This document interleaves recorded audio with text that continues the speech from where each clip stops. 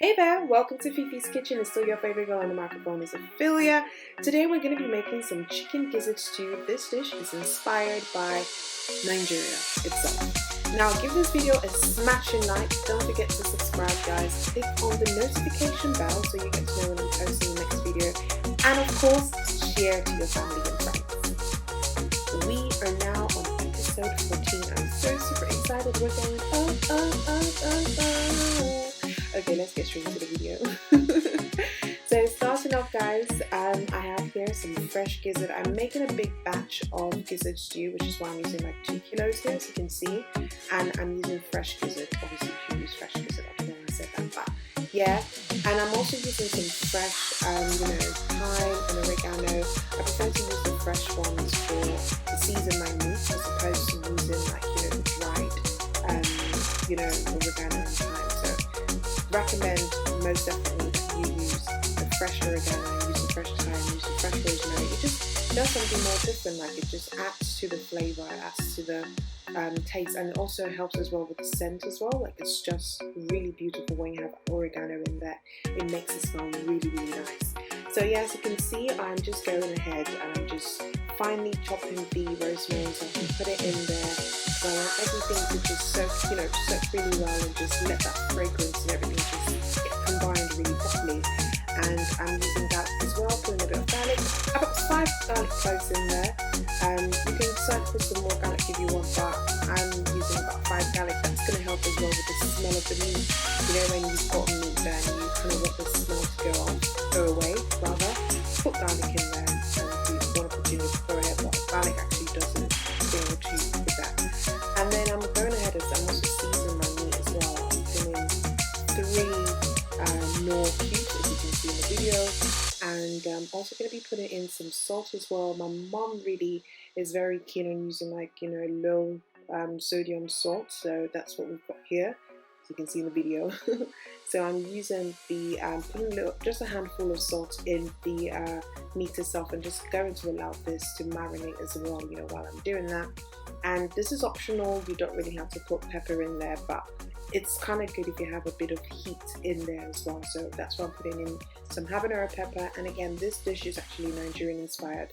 Nigerians love their peppers, so most definitely we need to put in some habanero pepper. I put in some curry as well, but don't put a lot, just put a little bit of curry.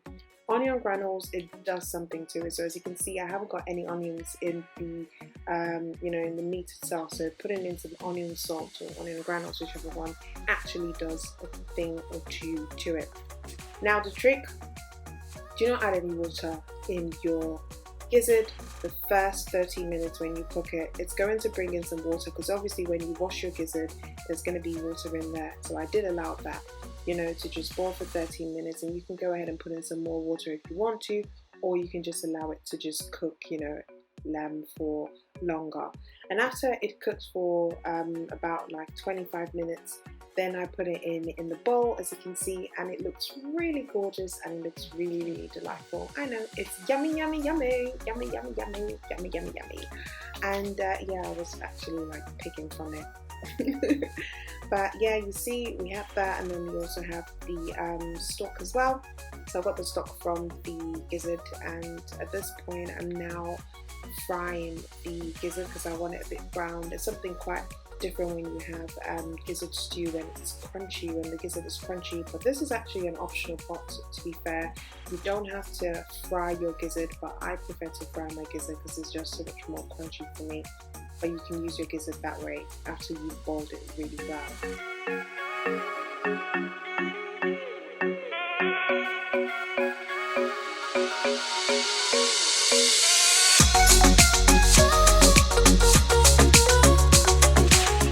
So for the next part of the video, guys, I'm going to show you how I made the stew, so the stew base for this particular recipe. Now, if you haven't watched the video where I make the tomato puree from scratch, that's okay. I'm going to leave a link up here, so just check on the link, the suggested link, and you can see the video on how I made the tomato puree. You don't have to go to the store to buy, like tomato puree. You can just make your tomato puree from scratch, and it's so much more better because then it's rich, and it's just the flavor and the everything is just, it's just in there. So get it.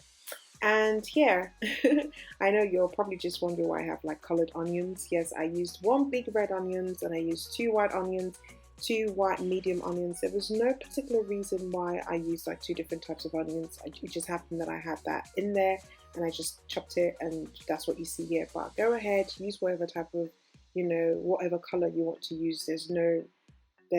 Well, actually, hold on a second. Red onions tend to be so much more, sweeter and stronger. So maybe you might want to use red onions as opposed to using white. Yeah. But here you can see that I've already put in the tomato puree. I'm going to allow this to sit in for about 10 minutes. So just allow it to fry with the onions.